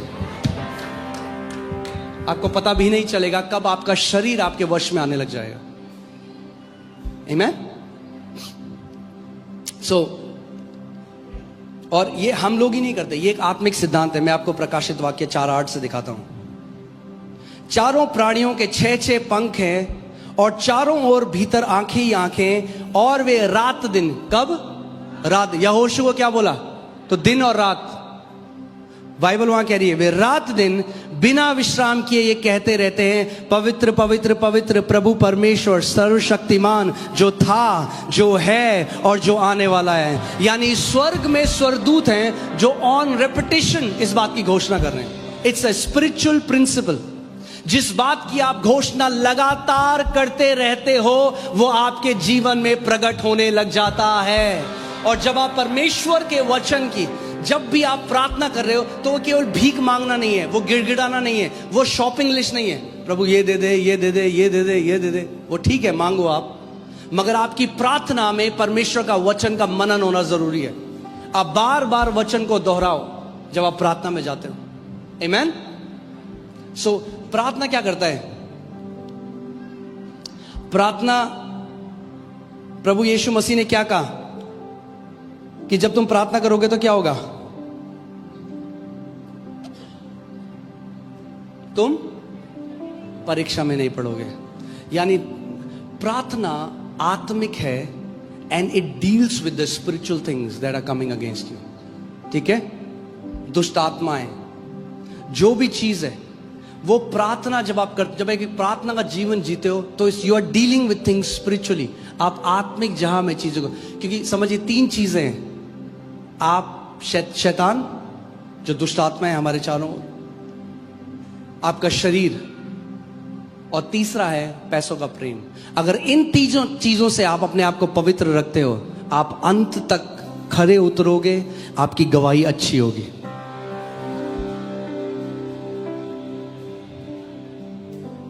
Amen. So prayer will take care of sinful addictions. प्रार्थना क्या करेगी? जो पाप के एडिक्शन से, एक परमेश्वर के दास ने बहुत अच्छी बात बोली। उन्होंने कहा इधर जब आप प्रार्थना करोगे तो प्रार्थना आपको पाप नहीं करने देगी, और अगर आप पाप में जियोगे तो पाप में जीना आपको प्रार्थना नहीं करने देगा, because it hardens our heart. Amen. जीवित हो आप लोग? आमेन। शरीर हावी तो नहीं हो रहा किसी के ऊपर? अब दूसरा पॉइंट बताता हूं, जो हावी शरीर है उसके ऊपर कैसे जय पानी है। दूसरा है, पहला क्या था? प्रार्थना। दूसरा है फास्टिंग, जिससे आप सबको बहुत प्यार है ना? बोलो I love fasting. Amen, amen, hallelujah, amen. ये छुप नहीं सकता। ओके, मत्ती 6:16 से 18, इसमें प्रभु यीशु मसीह ने कहा जब तुम उपवास करो, फिर से, not if you fast but when you fast. जब तुम उपवास करो तो कपटियों के समान तुम्हारे मुंह पर उदासी ना छाई रहे, क्योंकि वे अपना मुंह बनाए रहते हैं ताकि लोग उन्हें उपवासी जाने। ब्रदर 40 दिन के फास्टिंग में हूं ब्रदर, तो मन करता है भाई क्यों है 40 दिन के फास्टिंग, मत कर। मैं तुमसे सच सच कहता हूं कि वे अपना प्रतिफल पा चुके। परंतु जब तू उपवास करे तो अपने सिर पर तेल मल और मुंह धो। हाँ, हालेलुया। परमेश्वर की कमांडमेंट है एक, यीशु मसीह कह रहा है मुंह धो। कुछ लोग ऐसे ही आ जाते हैं चर्च में। मुंह धोना आत्मिक बात है। यीशु मसीह कह रहा है सिर पर तेल लगाओ और मुंह धो। हालेलुया। जब तू उपवास करे तो अपने सिर पर तेल मल और मुंह धो, ताकि लोग नहीं परंतु तेरा पिता जो गुप्त में है तुझे उपवासी जाने। इस दशा में तेरा पिता जो गुप्त में देखता है तुझे प्रतिफल देगा। So second thing, first thing we knew that prayer brings reward, open rewards. दूसरी चीज, फास्टिंग ब्रिंग्स ओपन रिवॉर्ड। यीशु मसीह कह रहा है, it's in the Bible. Amen. I am not trying to interpret it in any other way. मैं इसको अपने हिसाब से अनुवाद करने, प्रभु यीशु मसीह ने कहा। आमेन। वी डोंट फास्ट, ये प्रभु मेरी शादी करा दे तो मैं, हम उसके लिए नहीं, हम उपवास करेंगे, पिता प्रतिफल देगा जो उसको देना है। हम फास्टिंग करेंगे, हर बार टोटके की तरह नहीं, ये चाहिए फास्टिंग कर लो, वो चाहिए फास्टिंग कर लो, नहीं, हम फास्टिंग करेंगे। क्योंकि पहली चीज, फास्टिंग जानना बहुत जरूरी है कि फास्टिंग क्यों करते हैं। फास्टिंग आपके शरीर को आपके नियंत्रण में ले आता है। जो पौलुस कहता है ना, मैं अपने शरीर को कठिन कष्ट देता हूं, दूसरी बाइबल में ऐसा लिखा, मैं अपने शरीर को कष्ट देता हूं। फास्टिंग कष्ट देती है ना आपके शरीर को। वो कहता कष्ट, वो ये थोड़ा ना कह रहा है मैं मारता हूं, असली में अपने साइको नहीं था अपोस्टल पॉल। हाँ, वो नहीं थप्पड़ मार रहा है, दीवार में सर मार रहा है अपने, ऐसा नहीं था, वो साउंड माइंड था अपोस्टल पॉल का। वो एक उदाहरण दे रहा है कि मैं अपने शरीर को कष्ट कैसे देता हूं। आपका मन नहीं कर रहा, आप थके हो, फिर भी आप प्रार्थना के कमरे में जाते हो, कहते हो थोड़ा सा प्रार्थना करता हूं। आप कष्ट दे रहे हो ना अपने शरीर को। आप फास्टिंग कर रहे हो, आप कष्ट दे रहे हो, क्योंकि आपका शरीर चिल्ला रहा है खाना दे मुझे। जब आप फास्टिंग नहीं कर रहे, पड़ोसी के घर में कुकर की सीटी बजेगी तो आपको पता चलेगा, क्योंकि आपके शरीर को आदत है खाने की, मगर आप क्या कर रहे हो, आप खाना हटा रहे हो।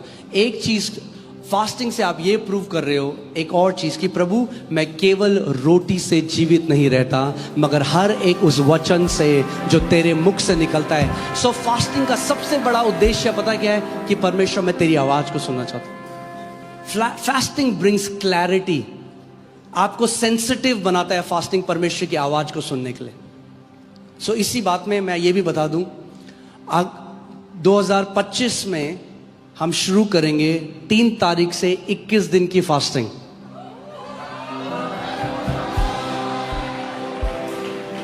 आमेन। मैं आपको बता रहा हूं, अगर हम सच में विश्वास के साथ वो करेंगे, 2025 बहुत ग्लोरियस होने वाला है हम सबके लिए। जो प्रभु ने 24 में कहा था वो उसने करा, हमने उसको देखा होते हुए। ऐसे ही जो प्रभु 25 में कह रहा है वो मैं आपको बताऊंगा बहुत ग्लोरियस है, वो भी होगा, वो भी करेगा 2025 में। आमेन। सो स्टार्ट करते हैं अपना साल डिसिप्लिन के साथ, अनुशासन के साथ। 21 days we are gonna fast and pray. 21 दिन हम फास्टिंग करेंगे, हम प्रार्थना करेंगे, हम परमेश्वर की उपस्थिति में रहेंगे। वो ऐसा है जैसे हम साल कि टायत दे रहे हैं परमेश्वर को। पहला महीना हम परमेश्वर को दे रहे हैं। कि पौलुस कहता है जब पहला फल पवित्र ठहरा तो बाकी सब पवित्र हो जाता है। आमीन। सो हम अपना साल का हम परमेश्वर को बता रहे हैं। जब आप पहला किसी चीज को देते हो ना, वो आदर दर्शाता है। आपके घर में कोई गेस्ट है, आप कहते नहीं पहले आप खाइए, वो आदर है। जब हम परमेश्वर कह रहे हैं प्रभु हम 25 का पहला महीना तुझे दे रहे हैं, वो आदर को दर्शाता है। आमीन। सो फास्टिंग क्या करता है? आपके शरीर की जो नेचुरल एपेटाइट है उसको काबू में लाता है। जैसे भूख, हाँ, भूखे रह के आप भूख को कंट्रोल करते हो। सेक्सुअल एपेटाइट, नींद। जब आप एक फास्टेड लाइफ जीने लग जाओगे, आप देखोगे your body is not ruling you that much. आपका शरीर आप पर रूल, आपका शरीर आप पर प्रभुता नहीं कर रहा, आप अपने शरीर पर प्रभुता कर रहे हो। सो आप जब अपने शरीर को कहो ना चल प्रार्थना कर, तो वो बोलेगा यस सर, वरना आप अपने शरीर चल प्रार्थना करोगे, मैं नहीं कर रहा। Because your body, you're being ruled by your body. Okay? सो दूसरा फास्टिंग। सो प्रेयर क्या था? क्या डील करता है प्रेयर? सारे स्पिरिचुअल चीजों को, सिंफुल एडिक्शंस को। यीशु मसीह ने कहा अगर तुम प्रार्थना करोगे तो क्या नहीं होगा? परीक्षा में नहीं पड़ोगे। जो मसीह लोग प्रार्थना नहीं करते वो एक परीक्षा से दूसरे परीक्षा में जाते रहते हैं। They are all the time in temptation. Fasting करती है, it deals with your body. और तीसरी चीज जो यीशु मसीह ने, और ये सारी चीजें परमेश्वर ने मत्ती से सिखाई हमें। मत्ती 6 में परमेश्वर ने 3 चीजें सिखाई। और तीसरी चीज जो है वो है गिविंग।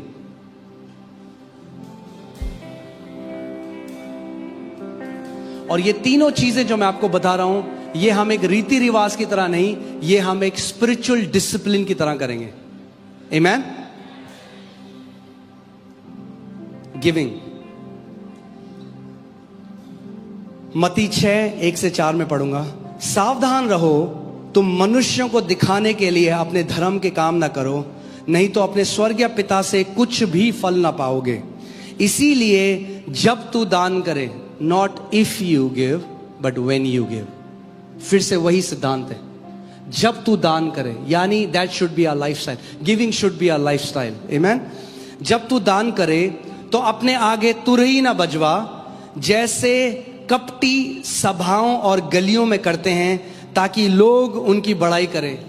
हाँ, इसीलिए आप देखोगे कई मसीह हैं वो तभी देते हैं, वो गिविंग मोटिवेट होना चाहते हैं। पंखे में आपका नाम लिखा जाएगा। सन 57 में पानी की टंकी में काली प्लेट में लिखा होगा भाई साहब जी ने कलीसिया में पानी की टंकी लगाई 57 में। तो लोग बोले वाह। नहीं, प्रभु का वचन कह रहा है जब तुम दो तो तुम्हारा देना इसलिए नहीं है कि तुम नगाड़ा बजाओ उसके आगे।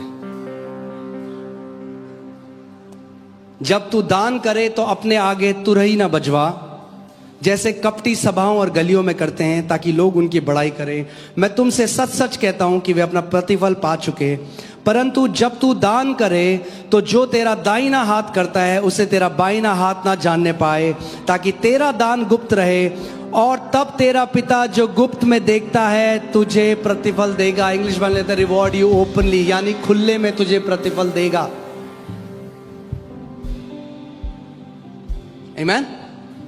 3 चीजें प्रभु यीशु मसीह ने यहां पे हमें बताई, प्रेयर, फास्टिंग और गिविंग। अगर ये 3 चीजें आप एक डिसिप्लिन की तरह करते हैं, आप वन ऑफ द बेस्ट, आप एक्सीलेंट क्रिश्चियन होगे, आप एक एक्सीलेंट मसीह होगे, आपका जीवन फलों से भरा हुआ होगा।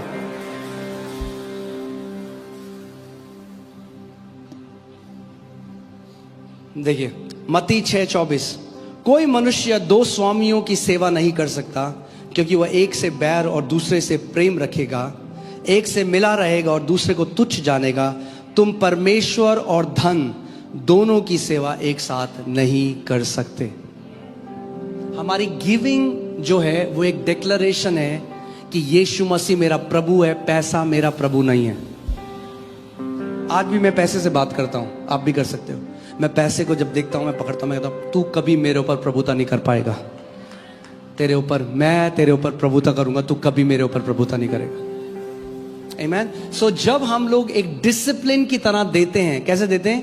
एक अनुशासन की तरह देते हैं, एक डिसिप्लिन की तरह देते हैं, तो हम क्या करते हैं? हम लव ऑफ मनी से बच के रहते हैं। याद है मैंने आपको पिछली बार क्या बताया था? कई लोग देते तो हैं परमेश्वर के राज्य में, मगर वो समझे नहीं परमेश्वर के हृदय को, कि उसका हृदय क्या है, कि हम उदार बन जाएं। देना वो हमें इसलिए सिखाना चाहता है। प्रेतों के कार्य 10 उसका 3 से 4। उस दिन के तीसरे पहर के निकट दर्शन में स्पष्ट रूप से देखा कि परमेश्वर का एक स्वर्गदूत उसके पास भीतर आके कहता है, हे कुरनेलियस। उसने उसे ध्यान से देखकर और डर के कहा, हे प्रभु क्या है? उसने उससे कहा, तेरी प्रार्थनाएं और तेरे दान।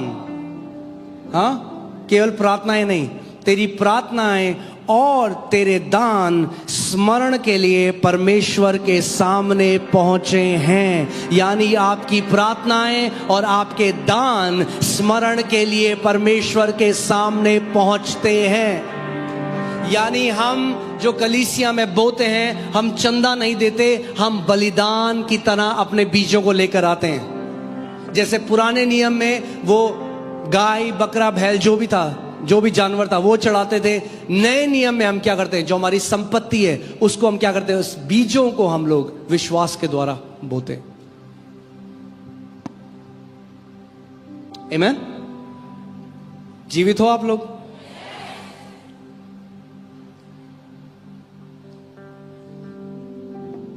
When you give in God's kingdom, जब आप परमेश्वर के राज्य में देते हो, you change which is temporary into something eternal.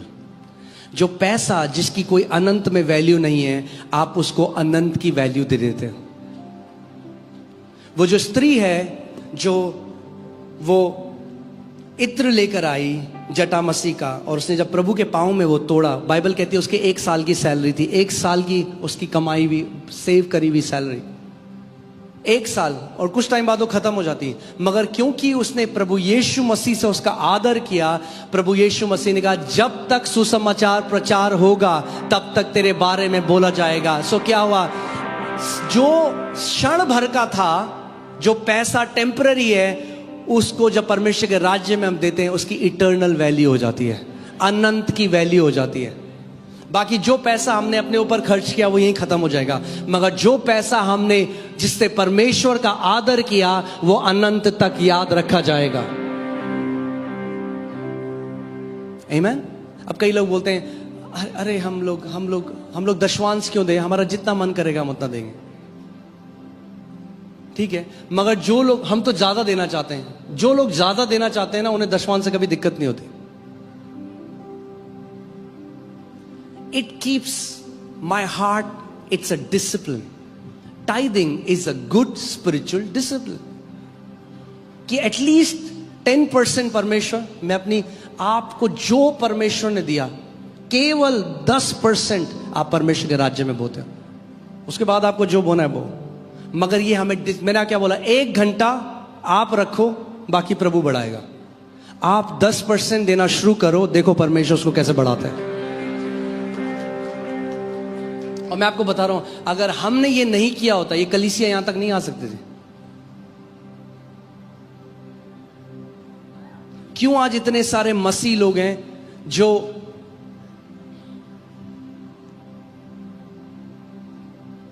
परमेश्वर से प्यार करते हैं, मगर पैसे के एरिया में उनका हार्ट ठीक नहीं है, शैतान यूं ले जाता है उनको।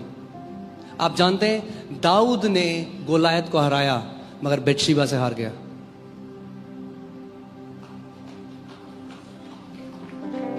It's not just a big giant. बाहर एक बहुत बड़ा अकम्प्लिशमेंट कर सकते हो, उसने सबके सामने गोलायत को तो हरा दिया, मगर व्यभिचार में हार गया।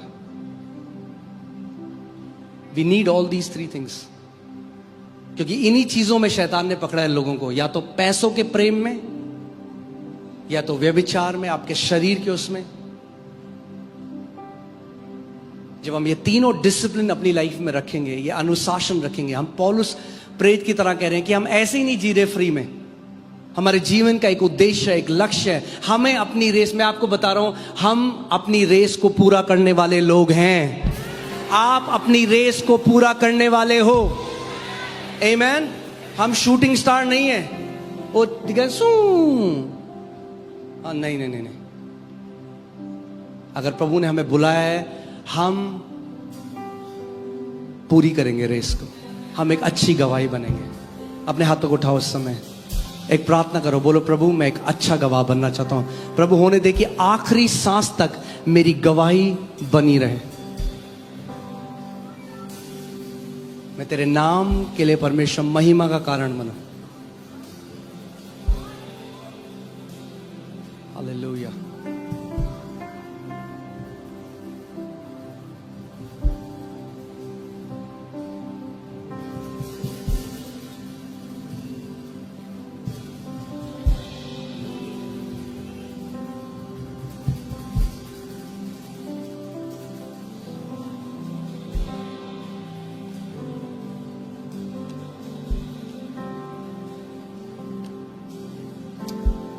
आप जानते हैं बाइबल जो सिखाती है, देना केवल एक फाइनेंशियल ट्रांजैक्शन नहीं है। आज पास्टर मोनिका भी इस बात को बोल रही थी। कितने लोग सोचते हैं हम एक बिल्डिंग प्रोजेक्ट के लिए दे रहे हैं, हम बिल्डिंग के लिए दे रहे हैं, हम दे रहे हैं अरे ये राजमा चावल खिला रहे हैं, हम इसके लिए दे रहे हैं। आप चंदा नहीं दे रहे। कितने लोग मेरी बात को सुन रहे हैं? आप चंदा नहीं दे रहे हो। आपका देना आपकी आराधना है, क्योंकि मुंह से तो हर कोई आराधना कर सकता है, मगर जब आपके पास जो संपत्ति है, जिसके लिए आपने समय निकाला, जिस चीज जो परमेश्वर का वचन कहता है कि मनुष्य पैसे की और प्रभु की सेवा नहीं कर सकता, यानी पैसा आज कई लोगों के लिए परमेश्वर है। जब आप उस चीज को आप कुछ देकर, आपको पता है पुराने नियम में जो शब्द ऑनर है वो टिमी शब्द से आता है, और ऑनर पुराने नियम में बिना दिए नहीं हो सकता था। प्रभु ने मूसा को कहा हर किसी इजरायली को बोल दे कोई भी खाली हाथ मेरी उपस्थिति में ना आना। आप जाते हो किसी की शादी है, खाली हाथ जाते हो? किसी का बर्थडे गिफ्ट लेके जाते हो? अब किसी के साथ में हैं हम तो खाने आ गए, आप नहीं करोगे कभी वैसे। You won't dishonour them. ये आत्मिक सिद्धांत है। इसीलिए प्रभु यीशु मसीह ने कहा हमारा देना, बोलो मेरा देना मेरी आराधना है। बाइबल कहती है वो बोने वाले को बीज और खाने वाले को रोटी देता है। बीज कौन देगा आपको? बीज कौन देगा? पता किस हिसाब से बीज देगा आपको? जिस हिसाब से आप बोने वाले हो उतना ही बीज आपके हाथ में देगा। एक बात बोलो प्रभु का, प्रभु अगले साल ना मैं 5 गुना बीज बोना चाहता हूं, तो वो वैसा ही बीज आपके हाथ में देगा, वैसा ही रिसोर्स आपके पास आएगा। एक बीज बोने वाले को बीज परमेश्वर देता है। मैं आपको बता रहा हूं, एक प्रभु के दास ने मुझे सिद्धांत सिखाया। उन्होंने कहा वो साल के पहले डिसाइड करते हैं प्रभु इतना इस साल मैं तेरे राज्य में बोऊंगा, उस हिसाब से उनके जीवन में कटनी भी आती। हम चंदा नहीं देते। आप कोई तरस खा के कि ये बिल्डिंग चला सके इसके लिए नहीं दे रहे हो, नहीं। आप परमेश्वर की आराधना कर रहे हो वो दे के जो आपके लिए बहुमूल्य है। आमीन। सो ये 3 चीजें हमारी लाइफ में एक डिसिप्लिन की तरह होनी चाहिए, एक अनुशासन की तरह होनी चाहिए। और शुरुआत अनुशासन से होगी, मगर मैं आपको गारंटी दे रहा हूं डिसिप्लिन बहुत जल्दी डिलाइट में बदल जाएगा। मैं आपको बता रहा हूं, आज भी मैं जब अपने स्पिरिचुअल फादर से मिलने जाता हूं, जब मैं बीज लेके जाता हूं, मैं इतना एक्साइटेड होता हूं, ऐसा जॉय मेरे अंदर होता है। मुझे पता है जब मैं वो बोऊंगा तो क्या होगा मेरे जीवन में, क्योंकि वो कटनी करता आ रहा हूं इतने साल से। आमीन। एक किसान जो बीज बोने जाता है उसको पता है क्या होगा जब मैं बीज बोऊंगा। 2 कुरिन्थियों 9:6 और 7। परंतु बात यह है जो थोड़ा बोता है वह थोड़ा काटेगा भी। यानी जो आप काटोगे वो परमेश्वर नहीं डिसाइड कर रहा, आपका बीज डिसाइड कर रहा है। परमेश्वर ने नहीं कहा मैं इसको कम बढ़ती दूंगा, मैं उसको ज्यादा कट नहीं दूंगा। नहीं, पौलुस हमें सिखा रहा है, बाइबल कह रही है, बात तो ये है, रेवलेशन ये है, प्रकाशन ये है कि जो थोड़ा बोता है वो कैसे काटेगा? थोड़ा काटेगा। थोड़ा अमाउंट सबके लिए अलग अलग हो सकता है। थोड़ा आपके लिए जो थोड़ा है, हो सकता है आपका जो थोड़ा है दूसरे के लिए वो बहुत हो। It's not about the amount, it's about आपके लिए थोड़ा क्या है। जो थोड़ा बोएगा वो थोड़ा काटेगा भी, और जो बहुत बोता है वह बहुत काटेगा। हालेलुया। अब इस बात को ध्यान से सुनिए। हर एक जन जैसे मन में ठाने, इसको अंडरलाइन कर दो। इंग्लिश बाइबल से लेट एवरीवन, यानी कुछ नहीं, पवित्र आत्मा ने वचन सिखाया है और पवित्र आत्मा एक्सपेक्ट करता है कि every believer should be a giver. Let me say that again, every believer should be a giver. हर एक विश्वास करने वाला देना वाला होना चाहिए। हर एक जन जैसा मन में ठाने, कुछ जन नहीं, हर एक जन जैसा मन में ठाने वैसा ही दान करे। कितने लोग दान करें? हर एक जन, ना कुड़ के और ना दबाव से, क्योंकि परमेश्वर हर्ष से देने वाले से प्रेम रखता है। आमीन। See, Bible calls these works are good works. ये क्या है? ये धर्म के काम है। इससे हमें उद्धार नहीं मिला। We are not saved by good works, we are saved for good works. हम इनके द्वारा हमें उद्धार नहीं मिला, मगर हमें उद्धार मिला है। एक बार लगाइए इफिसियों 2:8 और 9 हम पढ़ेंगे।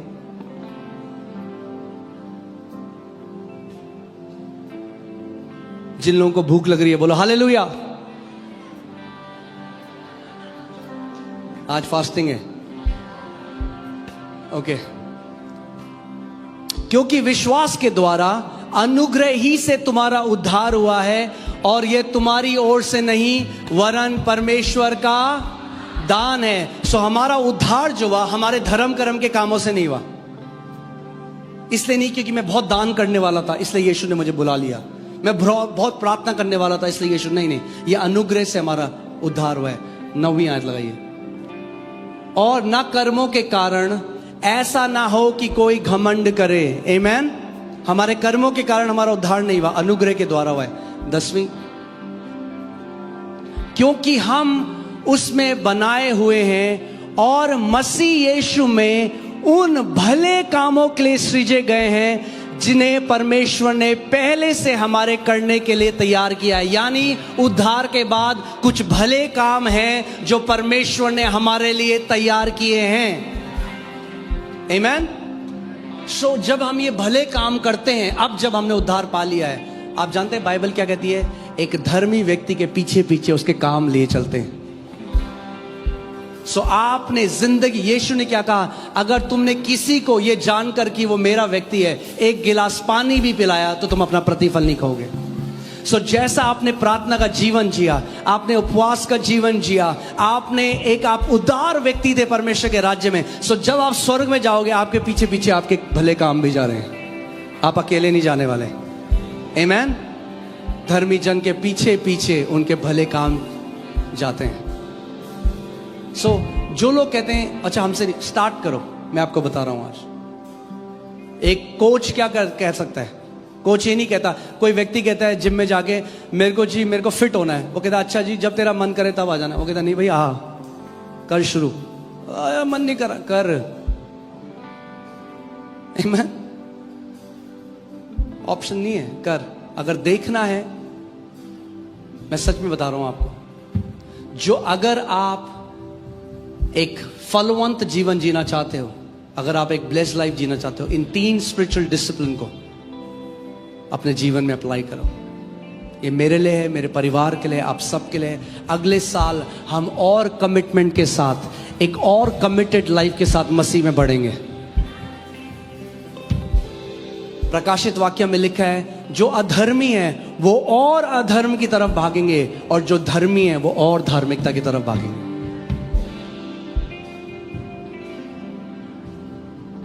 आमीन। सोचो क्या होगा जब आप ज्यादा प्रार्थना करोगे, उतना ज्यादा आप परमेश्वर को सुन पाओगे, उतना ज्यादा वो हमारे हार्ट से बात कर सकता है, हमें डील कर सकता है। देखिए जूडस ने ऐसे नहीं भेज दिया यीशु मसीह, उसको थॉट्स आ रहे हैं बहुत। अगर वो यीशु के पास जाता और बोलता प्रभु मुझे थॉट्स आ रहे हैं, आज कुछ और बात होती। आमीन। सो कितने लोग कह रहे हैं मैं कमिटेड हूं 2025 के लिए? हाँ, किसकी तरह? एक एथलीट की तरह। परमेश्वर ने हमें किसकी तरह जीने के लिए बुलाया है? एक एथलीट की तरह, एक खिलाड़ी की तरह, एक प्रतियोगी की तरह। आज लोग देखते हैं ओए विराट कोहली क्या बंदा है, क्या प्लेयर है। आप उसकी डिसिप्लिन देखो ना उसकी लाइफ में, तब आपको पता लगेगा वो क्यों। जो बंदे हैं कहीं पे वो किसी कारणवश वहां पे हैं। जब आप पर्दे के पीछे उनका जीवन देखोगे तो आप देखोगे कि वो एक अनुशासन में जीवन जीते हैं। बहुत सारी चीजें जो लोगों को नहीं पता, जब उन्होंने उन परीक्षाओं को पास किया तब जाके वो बढ़ोतरी आती रही और बढ़ते गए।